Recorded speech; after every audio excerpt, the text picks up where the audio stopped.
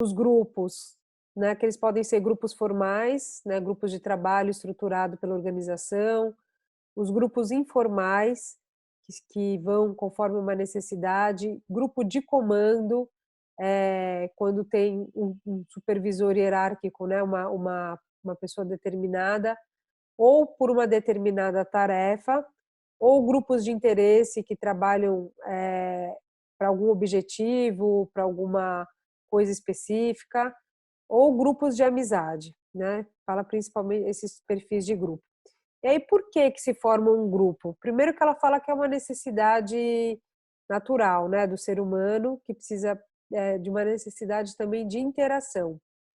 E quando você faz parte do grupo, você aumenta essa parte da identidade social, né, que pode ser criado por similaridade, né, com pessoas que se identifique, ou por status, porque pertencer àquele grupo é bom, é um grupo que te traz, né, um reconhecimento, um certo valor, ou por distinção, dentro de um grupo grande você se identifica, né, ela deu o exemplo, né, de um grupo muito grande de homens e tem 2 mulheres, você faz um pequeno grupo com essa mulher, porque dentro daquele grupo é uma distinção. Ou pela questão de redução de incerteza, né, para ter um apoio dentro daquele contexto. E ela fala também dessa questão do favoritismo, né, que o grupo traz, né, você se sente, além dessa interação, você tem um favoritismo de pertencimento. Aí ela fala um pouquinho dos estágios, né, que tem os primeiros estágios, que são estágios mais de incerteza. Depois, o próximo estágio, é o estágio onde as pessoas já começam a se manifestar, já começam a trazer suas opiniões, sua personalidade mais forte, que é o estágio que surgem os conflitos. Depois tem o estágio da proximidade e coesão, né, onde as pessoas já começam a se entender como que cada um trabalha, qual que é a forma mais fácil de trabalhar e interagir. Depois a funcionalidade, vira um grupo funcional, então ela fala que essas 2 etapas são as principais, e depois a conclusão, né, os grupos que são de começo, meio e fim, e depois terminam. Então que é natural passar por esses estágios dentro de um grupo. Estruturas de papéis, ela fala sobre essa importância, de que cada pessoa tem um papel, né, dentro desempenha diversos papéis. E dependendo da onde ela está, ela precisa desempenhar um papel, seja o papel de mãe, o papel de funcionária, o papel de gerente, né. E aí precisa ter muito claro, né, cada papel tem um conjunto de padrões e comportamentos que são esperados para aquela determinada posição. Então precisa ter uma percepção do papel, é quando você percebe qual que é o seu próprio papel, tem quando vem de fora as expectativas que tem desse papel e às vezes tem um conflito, né.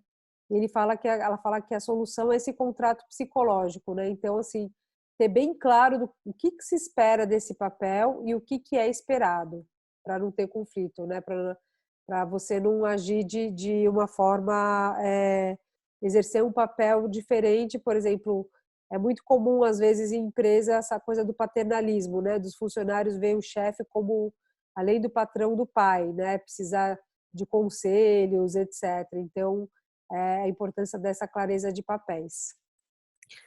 Depois ela fala das normas, né, que tem os padrões aceitáveis de comportamento. Então, a norma de desempenho é quando você tem a especificação, né, do que você precisa fazer, de que trabalho, como concluir, que nível de rendimento que você precisa ter, né, o que é apropriado, o que que não é. As normas de aparência, que é a questão de vestimenta, ela fala assim, aquela coisa de parecer o culpado, né, eu achei interessante, que tem empresas que você tem que sempre fingir que está ocupado, né, que você tem que aparentar que está trabalhando, que está produzindo. As normas de conduta social, então com quem que você interage, com quem que você almoça, que tipo de happy hour você vai ou não, né? Existem normas ali. E há normas de alocação de recursos, né? Quando para trabalhos difíceis, né? Ou remuneração, ou equipamento, tem uma norma dependendo para coisas específicas de onde são alocados os recursos. Bom, isso aqui eu achei interessante, né? Que tem a parte de status do grupo, né? O que que determina o status dentro de um grupo? Então, ela falou das 3 formas. O poder que você exerce sobre as outras pessoas, esse poder pode ser financeiro, pode ser político, pode ser de conhecimento. O segundo é a sua capacidade de contribuição, né? O quanto que você contribui com aquele grupo, com as metas, conhecimento, análise. E o terceiro são as características pessoais, né? Às vezes pessoas comunicativas, abertas, que sabem ouvir, sabem incluir as pessoas. Então eu achei interessante, né? Porque realmente isso é uma coisa que é bem observável. Quando você está num grupo e tem aquelas pessoas que contribuem muito, elas já começam a se destacar, né?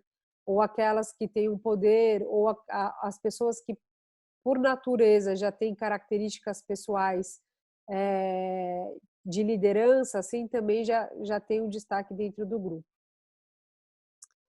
Aí ela fala do tamanho do grupo, né? Que dependendo do tamanho do grupo, afeta o desempenho. Então, ela dá o exemplo de que quando o grupo é muito grande, é muito comum que ocorra aquela folga social, né? Que são aquelas pessoas que deixam nas costas dos outros, né? Sempre tem uns que acabam puxando, carregando o piano, né? Essa é a segunda vez que ela usa nesse curso esse termo, folga social, acho muito interessante. Então, existem formas o que você pode fazer quando você tem um grupo grande, para que isso não aconteça, para que o grupo seja positivo, produtivo. Então, a primeira coisa, estabelecer metas, né, para o grupo, você aumentar a competitividade quando tiver diferentes grupos. Esse grupo ver quem que entrega primeiro, né, quem que entrega melhor. Terceiro, criar avaliação pessoal, né? Você cria uma avaliação de desempenho individual de cada pessoa dentro daquele grupo. O quarto, selecionar pessoas que gostam de trabalhar em grupo. E o último, distribuir recompensa aos grupos, baseado também considerando também a contribuição de cada membro, né? Todo grupo tem pontos fortes e pontos difíceis, né? Qual que é o ponto forte? Quando você está em grupo, você tem mais informação, mais conhecimento, né? Os grupos trazem mais inputs, né? Mais acrescentam coisas mais para os processos. Eles oferecem uma maior diversidade de pontos de vistas. E quando você está trabalhando numa solução e o grupo é envolvido, a probabilidade dele ter uma aceitação é maior, né? Agora, quais são os pontos fracos? Muitas vezes o processo em grupo consome muito tempo, né? Existem pressões para que se chegue numa conclusão ou numa conformidade. Podem ser dominados por um único indivíduo ou pequenos subgrupos dentro de um grupo, e sofre certa ambiguidade de responsabilidade. Às vezes não tem uma pessoa conduzindo, comandando, fica com essa ambiguidade. Ela falou das 4 técnicas de tomada de decisão em grupo, né? Então, quais são as formas, né? Tem os grupos de interação, que é o normal, que é o que mais ocorre, que as pessoas se reúnem, interagem e chegam a uma conclusão. Depois tem as práticas de brainstorming, que é aquela chuva de ideias que o pessoal fala em português, onde você tem um problema e você fala, gente, traz todas as ideias que vocês têm, sem ninguém impedir, né, ou criticar nada. Vamos colocar tudo, mesmo que não seja possível, só para estimular a criatividade, né? Então tem aquela parte do grupo nominal, que ela fala que cada um faz individualmente a solução, depois se junta no grupo, lê todas as soluções e vai identificando o que é o quê. E a eletrônica, que ela fala que é um modo que permite o anonimato, né, e tem normalmente na reunião eletrônica precisa ter uma participação mais respeitosa, porque no eletrônico, principalmente, se fala todo mundo ao mesmo tempo, não se escuta, né. Então, ela falou dessas 4 técnicas, né, dessas 4 formas de tomada de decisão em grupo.